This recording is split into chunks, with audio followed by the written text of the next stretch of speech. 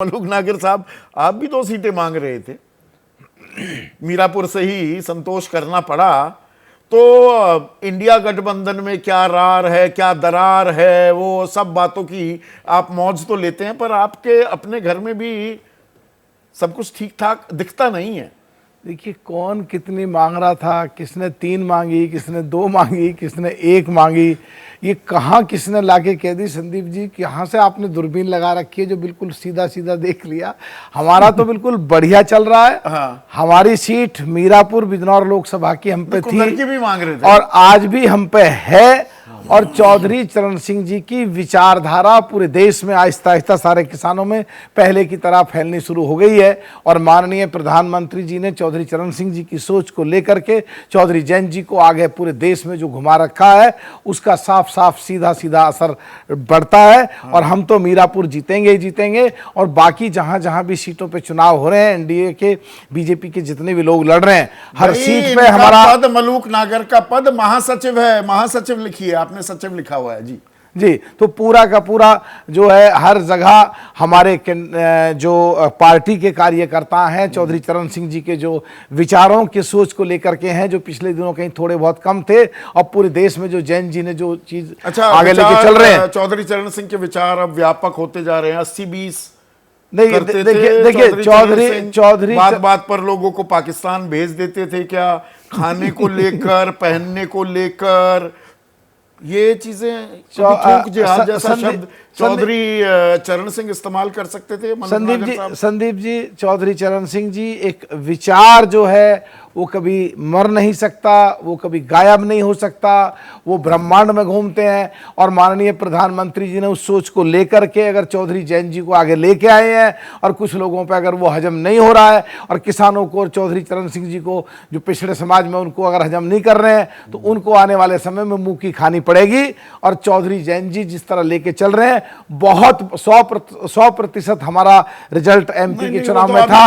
अभी आप तो जिस इलाके से आते हैं मलूक साहब, और मैं भी उसी इलाके से आता हूं, मेरी मजबूरी है, मुझे आपकी बात सुननी पड़ेगी, और आपको आपकी जरूरी है कि मेरी बात काटनी आपने। चलिए प्लीज करिए, बोलिए। न्यूनतम समर्थन मूल्य प्रभावी होगा या नहीं, इसकी तो पैरवी चौधरी चरण सिंह लगातार करते आ रहे थे।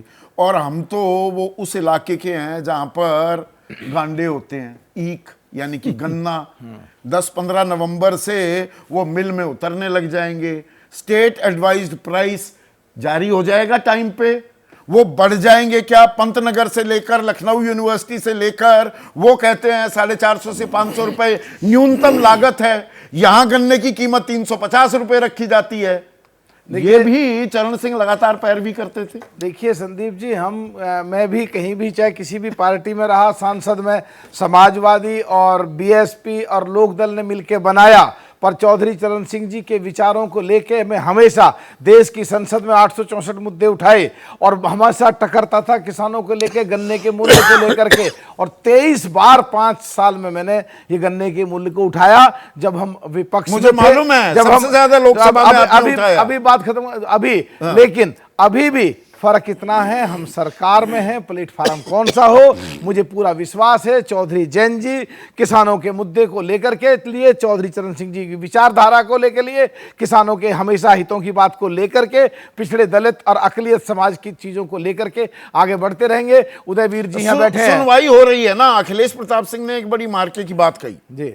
वो ये कह रहे हैं कि अभी तो गठबंधन वालों को ये कहा जा रहा है कि राष्ट्रीय मुद्दे सुलझने दो पहले, और सुलझने दो, आपकी जो समस्याएं हैं उनका नंबर भी आएगा। ऐसा तो नहीं बता रहे हैं ना मुझे नहीं पता किस कोने में, किस व्यक्तिगत स्तर पर किसकी बात कर रहे हो, पर देश के किसानों की बात जो चौधरी चरण सिंह जी के समय में होती थी, उससे अडॉप्ट करके माननीय प्रधानमंत्री जी ने उस सोच को लेकर के, जो पूरे देश के किसानों को चाहे आय बढ़ाने की हो, चाहे नई फसल की जातियां फसल की नई प्रजातियां पैदा करने की हो, चाहे फ्रूट और सब्जियों की नई प्रजातियां पैदा करने की हो, आप वहीं से आते हो, मेरठ में जो एग्रीकल्चर यूनिवर्सिटी है पटेल यूनिवर्सिटी के नाम से, उस पर आजकल ऐसे सेवों की प्रजाति पैदा कर दी है जो सेब 1 या 0 या माइनस डिग्री में होते थे, और 45 डिग्री पे एक ही साल में पौधा लगाओ और 1 साल में सेब आने लगेंगे। तो हर जगह काम हो रही है, किसानों के खाते में पैसा जा रहे हैं। गन्ने की जो आजकल जो फसल है उसकी इतनी डेंसिटी, इतनी डेंस हो गई है, उसके अंदर वेट वजन जो है, उसकी हाइट और उसका वजन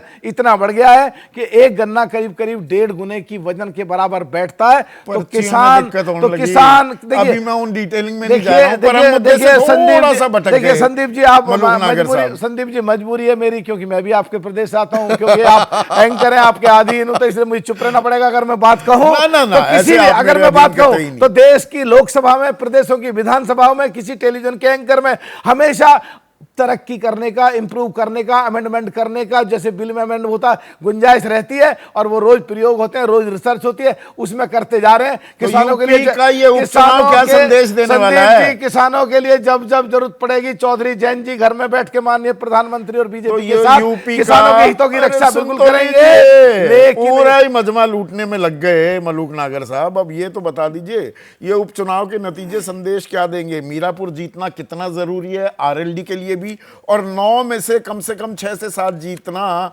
कितना जरूरी है बीजेपी के लिए, आपके गठबंधन? देखिए मीरापुर तो सीधा सीधा हमारा बिल्कुल अपने लोग हैं, हम वहां से हमेशा चौधरी चरण सिंह जी, चौधरी अजीत सिंह जी, चौधरी जैन जी, मेरे बड़े भाई लखीराम जी, मैं भी, और वहां से चंदन सांसद हैं वो भी, हम सब मिलकर लोगों का ध्यान रखते हैं। वो तो जीतेंगे ही जीतेंगे। अच्छा, जो दूसरी सीटें हैं जहां चौधरी चरण सिंह जी की विचारक जो लोग हैं, जो हमारे समर्थक लोग हैं, जो हमारी पार्टी का संगठनात्मक ढांचा है, एनडीए में पूरा सिद्ध करेंगे। जिस तरह जैन जी को इज्जत दे रखी है 2-2 मंत्रालय देके, हम भी पूरी ताकत लगा के एनडीए या बीजेपी के लोगों को बढ़िया मजबूती देने का। ठीक है।